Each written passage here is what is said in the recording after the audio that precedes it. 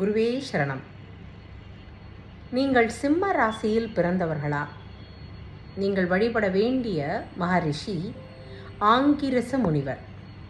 என்னது இந்த மாதிரி ஒரு வித்தியாசமான பேராக இருக்கே அப்படின்னா, எஸ், ஆங்கிரச முனிவர். இவர் தான் அதர்வண வேதத்தை நமக்கு வடிவமைத்து கொடுத்தவர்.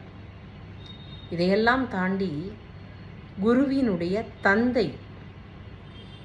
இந்த சிம்ம ராசியில் பிறந்தவங்க தினசரி காலையில் எழுந்த உடனே ஆங்கிரச மகரிஷியே, எனக்கு இந்த நாள் நல்ல நாளாக அமைய வாழ்த்துங்கள் அப்படின்னா நிச்சயமாக நமக்காக தாயாகவும் தந்தையாகவும் ஓடி வந்து உதவி செய்வார்.